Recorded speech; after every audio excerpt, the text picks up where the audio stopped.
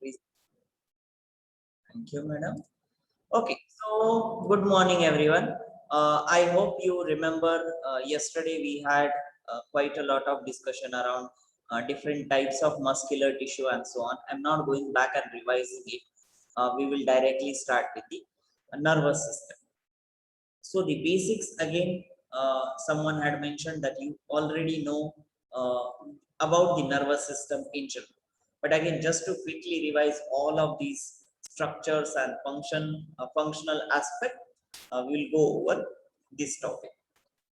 So the cells of these nervous tissues, these are very specialized in terms of their excitation or what we call as stimulation. Now this stimulation, you probably are aware that it is related to some electrical activity of the cells which generates some action potential, and that way it excites the cell and carries the signal forward, and then transmitting the stimulus very rapidly from one place to another within the body. Does anyone know how much time does nerve stimulus takes, like, yeah, to transmit the signal? Has anyone ever come across any of such facts? Like there must be certain time that it takes, let's say for example, reflexes, like you touch a hot thing and you immediately move. What is the time duration of that? Any guesses? Anyone? Arjun, did you try to say something? So I think it's when you start to feel it pain in. Yeah, but in terms of time, does anyone know how much time does it take? Yajnesh? Or it takes like a fraction of a second, and it's because the uh, neuro neural cells or neurons, they're long and they pass electricity which releases some sort of chemical which another neuron detects and passes it on. Yeah. Okay. So if I have to say it in terms of time, it is actually almost 0.2 to 0.4 seconds, milliseconds, not seconds. 0.2 to 0.4 milliseconds. So you can imagine how short or how much fraction of that second it is. So it is like that fast. And you imagine now whole of the process that we study, some calcium goes in, some sodium goes out of the cell, and then chloride goes in, and then there is hyperpolarization or excitation of the cell, and then it comes back to its normal state. So whole of that process, that is, we are only talking of one cell. But then when it is a nerve, it is transmitting from muscle to cell, muscle to nerve cell to the brain cell back to the nerve cell, and again to the muscle cell. So that way it is like to and fro mechanism, and it is like happening within really short span of time. So it is that fast. So the main components of the nervous system, that is your brain, the spinal cord, and the nerves, they are all composed of nervous tissue. And there are various nervous tissues, and they are specialized to transmit this stimulus from one part of the body to the other. So in general, what we know of one of the major component of this nervous system is neuron, or what we also call it as a nerve cell, right? A single cell, that is a nerve cell or a neuron. Remember, nerve is a different thing, nerve cell is a different thing, and nerve cell and neuron, they are the same thing.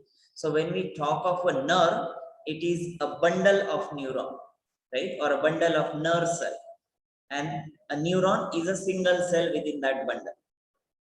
So these neurons, they are the cells of the nervous tissue, and usually consist of a cell body, an axon, and dendrite. And I guess I have a diagram here. So I have just kept one diagram, someone had drawn it very beautifully, so I just kept it for the side. But let's look at this diagram. So this is nothing but the cell body, right? This kind of hexagonal shape, that is the cell body. This part is the axon, and these are the axon terminals, right? That is the kind of root-like structures within the nerve cell, and these hair-like growths that you see from the cell body, these are called as dendrites. Yeah, so there is dendrites, there is cell body, which is also called as soma or cyton, cyton, and this is the nucleus that you know obviously. Then this is the axon. I will come back to these two parts later. So this is the axon part, which is elongated. So let's say when you say a nerve cell is like really elongated, that means this axon is elongated. Yeah, these two parts, that is the last part and the first part of the cell, nerve cell, remains of the same size, but it's the axon which is elongated. And then this last part, that is axon terminal, which actually stores the neurotransmitters and so if you see this bulb like structure or these spherical structures at the end, these are the ones which will store your neurotransmitter. Neurotransmitters you know of, like dopamine and serotonin and so on. These are nothing but your neurotransmitter. So there will be neurons of different type. Let's say if this neuron has dopamine at the end, you will call it a dopaminergic neuron. If it is a serotonin in this spherical bulb like structure, you will call it serotonergic neuron. So depending on which neurotransmitters are being carried, and there are various neurotransmitters. There is something called as GABA, GABA, gamma aminobutyric acid. There is something called as NMDA and so on. So there are like really many neuron types that way, depending on the neurotransmitters that they carry. Okay, so that is the cell body and axon and the dendrite. Now the nervous tissue or a nerve tissue is the main tissue of the nervous system, and it monitors as well as regulate the functions of the body. And this part, you know, we have been speaking about in relation to the muscle cells itself. Now the nervous tissue consists of two type of cells. So when you talk of a brain or a spinal cord and so on, these tissues or these organs, they have two types of cell. What we call, one type is nerve cell or neuron, and second is glial cell, or they are also called as neuroglial cell. Neuro related to the neurons, and glial cell. Now this is the stimulus transmitting cell, or whatever electrical potential is generated, that is transmitted through these neurons. This is more like a supporting structure. Glial cells, they provide neurotransmitters and the physical support and also the protection. There is something called as myelin sheath. Here you can see the outermost covering of this axon, the innermost tube that you see, which is like continuous until the axon terminals. This inner tube is actually covered with this a thick layer of myelin sheath. Myelin is one of the biomolecule which is electrically insulating. Now you again know, whenever there is a wire at our home, right, those electrical wires at our home, they are always insulated with plastic or rubber cover, right? Something similar is there in the axon as well. That is this myelin sheath which is insulating the axon of the nerve cell. Now again, this is the two-dimensional image. Imagine at the center there is a pipe-like structure which is axon, extending from a cell body to the axon terminal, and around it this myelin sheath is completely wrapped. So that is what is myelin sheath, and that myelin is produced by this glial cell. So that way they support the function of the original nerve cell, and together this will help in transmitting the nerve impulse and also provides the nutrient to the neuron. And one of the more major function of glial cell is also to provide nutrition to these neuron cells. Okay, before I go here, does anyone have any question here to be asked? Anyone? I hope even the structure is clear in terms of how does a neuron look like. Simplistic, like in a very simplistic manner, you should remember this structure. There are no complications as such, though the diagram might look little complicated. Okay, so if there are no questions, then I can move forward. So it is like in general, this nervous tissue, they are made up of these nerve cells, axon, and axons are the long stem-like projection. Like I said, whenever we say a nerve cell is, let's say from the spinal cord to the tip of the finger of the hand, right? That means it's the axon which will be long enough to reach to the whatever destination it is. And is responsible for communicating with the cells, what is called as target cells. So for example, if the spinal cord is sending the neuron out, and let's say it is reaching to the forearm, and those forearm cells, wherever that neuron is ending, they will be called as target cell, because neuron has to show its action on those target cells, and thereby passing the impulses. Impulses is actually a very biological terminology. So whenever we say electrical signal, instead we should say impulses. So that is the proper scientific terminology that we use when we talk of neuronal transmission. Cell body, it is the main part where it will contain nucleus, cytoplasm, and the cell organelles. So what you know of a normal cell organelle, they will be present here in the nucleus. And the extension of the cell membrane, they are referred to as processes. Extension as in those hair-like outgrowth, they will be called as processes. Even the axon is one of the process. So again, I'll go back to diagram. So this is the main cell body. This axon, which is extending out from the cell body, this is also a process.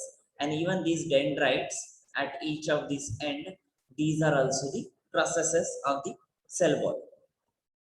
Processes is nothing but it does not literally mean always a process like methodical steps, but it also means outgrowth in biology. So whenever you hear this word in some context, always analyze it. It could be the outgrowth like structure. Then the dendrites, they are highly branched processes or highly branched outgrowths responsible for receiving information from the other neuron or from the like sensory organs. So for example, eyes have optic nerve, right, at the center of the eye from the retinal structure. These dendrites, they are connected to the retina of the eye. So they will take the signal, whatever you see, that will be transferred through the optic nerve to the brain. So this receiving of the signal is done by dendrites. So dendrites, they are always at the receiving end. This structure that you see, these are always at the receiving end, so that they can perceive the signal from either the sensory organ, or they can also pass the signal from the previous neuron. So the previous neuron, that is this axon terminal, will be at here. Let's say these are the dendrites of second neuron. So the first neuron axon terminals will be here. They will pass the signal to this dendrite, and then the second neuron will transfer the signal further. So that way the transmission happen. It's like one after another neuron. And this is, like I said, these will be always at the receiving end. Now, there is something called as synapses. This is the specialized point of contact between two neurons. So when I spoke of the axon terminals of the first neuron being present here, that small gap between the dendrites and the axon terminals of the previous neuron is called as synapse. Synapse is nothing but a kind of gap junction. Gap junction, it is specifically called because there is a minute gap. They are not connected physically. There is always a gap between the previous neuron and the next neuron, and through that gap, the signal will be transmitted to the next neuron. But they are in very close proximity, right? They are not like literally hardly few nanometers. Nanometer is again a very minute scale of micrometer. So that is the distance between at this synapse between the neurons. I hope you are following this terminology. I'm trying to simplify it, but if at all they are complicated, please let me know. And information of the other neurons is provided by the dendrites to connect to its cell body. So that means whatever axon terminal is giving to the next neuron, the dendrites will carry that information. So previous neuron will give information to dendrite, dendrite will give it to cell body will transmit it to the axon, and again at the end of axon terminal, and then the signal will go to either muscle or can even go to the next neuronal cell. Yes, Shrihita. So these will be hormones which are being passed as the transmitters, right? No, these are the neurotransmitters being passed as the signals. Hormones, they are different molecules. Yeah. So usually when we talk of hormones, their way of action is more through certain receptors. Receptors are protein-like molecules. So for example, when we say of adrenaline, or let's talk of estrogen or progesterone, right? So when this estrogen is released from the reproductive structure, it will go and bind to it will go and bind to estrogen receptor. So there will be estrogen, there will be estrogen receptor, they will bind together, and then the next sequence of event, physiological sequence of event, will be carried forward. Then whatever has to happen, whether the protein change their shape or size, or they break down something, whatever that sequence is, right? So that's how the hormones work. Neurons, they strict away, they work through that impulse of electrical activity. So there is a difference between their activity. Yes, Shrita, is it clear? Yeah, sir. Okay. Anyone else? Any other question? Okay. So that was the dendrite, synapse, cell body, and the axon with axon terminals. Now the most important thing, information in neuron is unidirectional. That means it will always pass through the neuron from dendrite across the cell body down the axon. So that is only unidirectional from dendrites to this path towards the axon terminal. It cannot come back in this way. There will be other neurons which will transmit the signal in the other direction, which will be other like orientation. So that is the general structure of the neuron and the nerve cell itself. Neuroglial cell, we don't really have to look into details like these glial cells that we were talking about, because their major function is to provide nutrition and to synthesize this myelin so that they can support the function of the neuron. That is their main function. Okay. I guess, yeah. Yeah, and then this last part. What I wanted to say, I forgot just now. Okay, yeah. So when we have reflexes, we usually have neurons which are taking the signal to the spinal cord, and from spinal cord, the signal is going back towards the, let's say, hand for that matter, right? If you are touching something hot, the signal is perceived by your skin. Dendrites, which are in connection with the skin, they will take the signal to the spinal cord, which will process the signal, and then it will send a signal. Now you need to withdraw hand. So the signal will be sent via another neuron, not the same neuron with which it received the signal, but it will be another neuron which will pass the signal to contract the muscle so that the hand will be pulled away. So that is the overall mechanism of this reflex. Now, the last part is the types of nervous system. So in general, I will directly show you this figure. So this is the nervous system which has two main parts, central nervous system and peripheral nervous system, right? Central nervous system will talk of brain and spinal cord, that is at the central axis of the body. peripheral nervous system, apart from the central axis, we will have different nerves. These are autonomic nervous system, that is, they are voluntary, and then these are somatic nervous system based on whatever the signal is. These are the in the somatic like part of the body.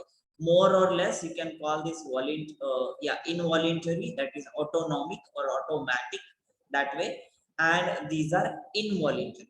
Now again, the question might be, how do you know, or how can we know which is voluntary and which is involuntary? So like I said, when the skeletal muscles has to be moved, that is voluntary activity. If you are flexing your bicep, tricep, that is voluntary movement, right? Something that is with heart or lungs or intestine, these are involuntary processes. So that way, the neuronal classification is also separate. Something that happens involuntary in your body is carrying the signal via autonomic nervous system, and something that is voluntary, that you can move on your will, that happens in somatic nervous system. Yeah, so that is the classification of peripheral nervous system, which is away from the central axis. And then autonomic nervous system is again classified as two, that is sympathetic and parasympathetic, and this has nothing to do with the sympathy. Yeah, so it just, the name is similar, but no correlation there. So sympathetic nervous system is related to your adrenaline, and parasympathetic nervous system is related to your cholinergic type of neuron. Acetylcholine is another neurotransmitter which functions otherwise. So adrenaline, let's say when you are running, adrenaline will increase the blood flow to your body parts, right? So parasympathetic will act in contrast, right, to the sympathetic one. So that's why the names are kind of contradicting, sympathetic and parasympathetic, because their actions are opposite to each other and they are part of your involuntary or autonomic nervous system. Okay, so that's it from my side. Yeah, the functions we have already discussed. I need not really go over it again, but yeah, if you have any question, you can let me know. And I have some quiz. If you have any question, if not, then we will go to a quiz, quick quiz. Anyone?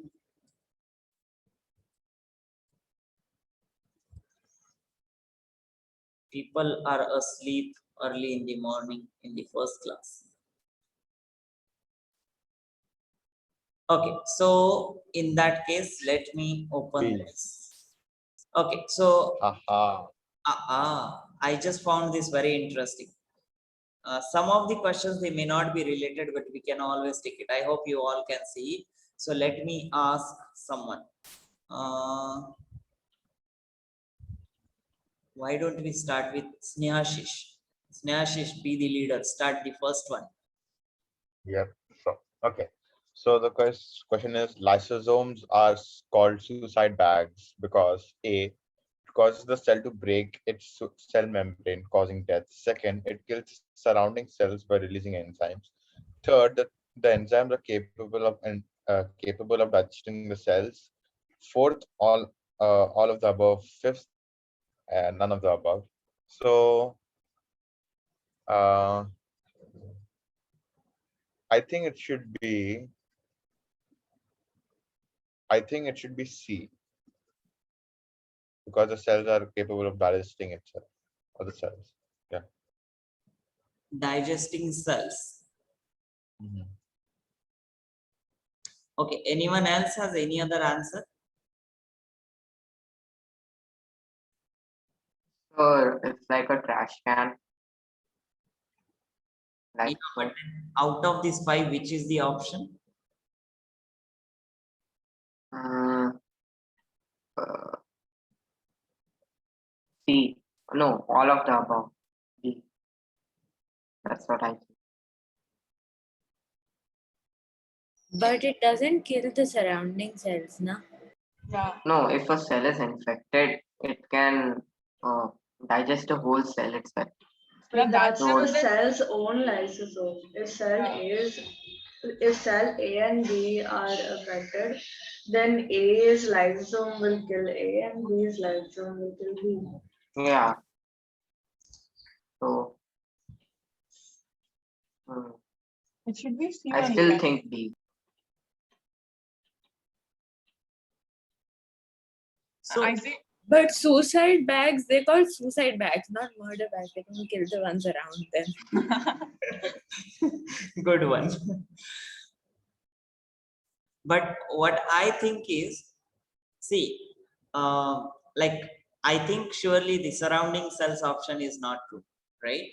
Because it does not really kill the surrounding cells. It might have some effect after if the enzymes are in excess and so on, but that is like a rarest thing.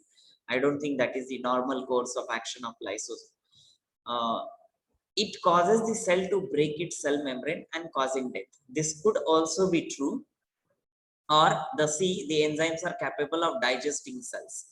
Now, the moment the cells is given, that is where my question is. If it is like writing the enzymes are capable of digesting a cell, not cells, that is where it could go wrong. I'm like, are you following what I'm trying to say? yes. Right? So I feel it is the first one and not the third one. Yeah. So it breaks the cell wall in order for the entire cell to die. Yeah, that is actually the mechanism. So it breaks open all the bonds because there are all these proteases, lipases. That means they just break down proteins, lipids, carbohydrate, and so on. So whatever is there in general in the cell, that is broken down. So obviously it will break open the cell membrane, which is the last thing. Once the cell membrane is broken, then even if the organelles are intact, that cell is dead, right? Because it has leaked out all the cell organelles outside. So that is the mechanism I feel is right in the first case. So, but as far as I remember, there were digestive enzymes which were digesting the cells. No, that is correct. But my only problem is with this plural form. Oh, yeah. Okay. Otherwise, that would have been the most appropriate answer. Right? It's capable of digesting cells. Of course, it is capable of digesting cell, or it should have been correct statement. Means maybe someone who designed this MCQ did not think about it. But then in that case, this is true. Like obviously, it is going to digest, but not the cells. Okay. So I hope this is clear. Now the second one, So is there an answer sheet to this? I guess, but even that answer sheet is there. It's D, which is surely not the case. It does not kill the surrounding cells. Like I said, it does, but when there is excess of lysosome content, which is rare of the case, and that only happens when there is mass apoptosis. There is a phenomenon called as mass apoptosis, and that is where it is applicable. But in general, lysosomes, they do not really kill the surrounding cells because the content of those enzymes, so that is very limited. Okay, second one, who wants to go? Let me take Aniruddha. Yes, sir. Second question.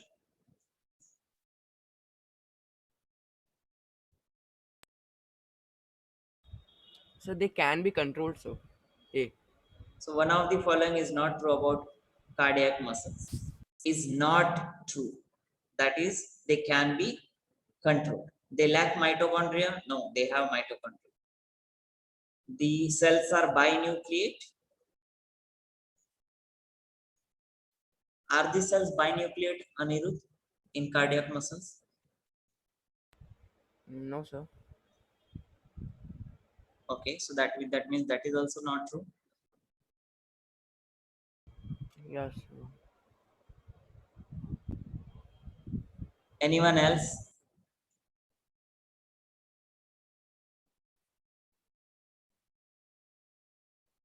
Hurry, people, speak up. Sleepy, sloppy people. Ruchira, what do you think? So I think it's the first one only. Yeah, actually, I feel that's the correct one. But let me, so one of the following is not true about cardiac muscle. They can be controlled. Actually, they cannot be controlled. They lack mitochondria, which is not really the, I always get confused. I have to really think slowly in these cases when there is this not true. I don't know how, if it happens to you as well. At least to me, it happens. So cells are binucleate found outside the heart, such as digestive tract. All of the above is the option because So what do they exactly mean by found outside the heart, such as digestive tract? the cardiac muscles, they are not found anywhere outside. They are only present in the like heart. So isn't Yeah, it- but why they saying such as digestive tract? Digestive. They are just giving an example found outside the heart in any of the other organ system like digestive tract. That way they mean. I feel the option is all of the above because none of these So, but if you say all of the above, then you're saying that all of the above are not true, right? Yeah. Yeah, which is right. yeah. So when they do have mitochondria, right? Yeah, so that is what they lack mitochondria statement. So the actual statement, this is Oh. not true. So that is where I'm saying, like, to process these things, it's little complicated. So we have to be very careful when we like read these questions. But then they are found outside the heart, no? So Where No, cardiac Didn't you muscles are only in the heart. in the heart. yeah. And the statement is they are found outside the heart, which is again not true. They are binucleate, not true. They lack mitochondria, again not true. They can be controlled, again not true. So all of the above. Yeah. Okay. Then third one, we'll just do 5 questions and then we will stop. Third one, anyone. Let me see. Adira. Sir, I think it's sieve tubes. This should be more easy. Yeah. What about tracheids? They are present in sieve tubes. Sorry, in xylem. Yeah, sir. Yeah, so it is simple, right? Fourth one, Mr. Namit. Where is it? Where is it? Where is it? Namit.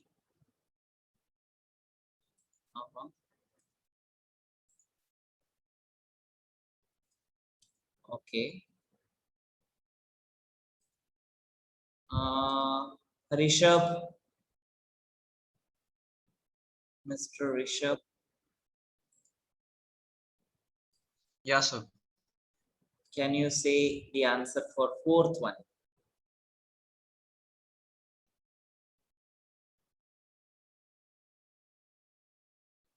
Are you saying it or what is it? So B. What is it? B or D? B. So can B. you B. can you please read out? I can still hear B or D common. So he's Helps saying with B the is right. exchange of gases. Helps with the exchange of gases. Is not the function of stomata. That's what you mean. Can you elaborate, please? Oh, sorry, sir. Not B. E. None of the above. And why would you say so?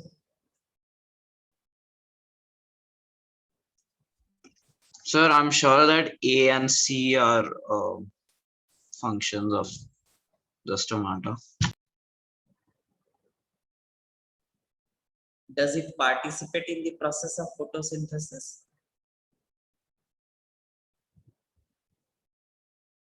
Anyone else? Here, Yeah, I think A is the answer.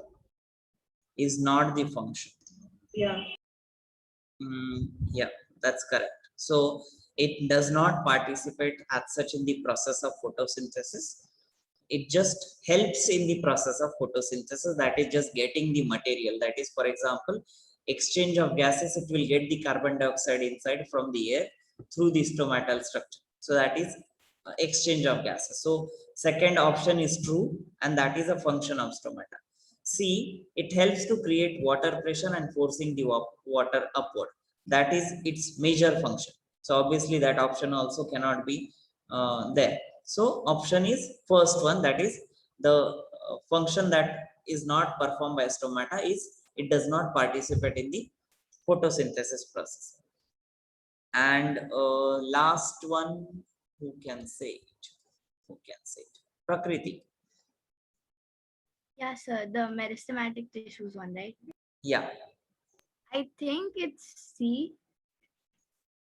See, Because meristematic cells still are still composed able of to- cells, they are able to perform cell division. Are they composed of single type of cells?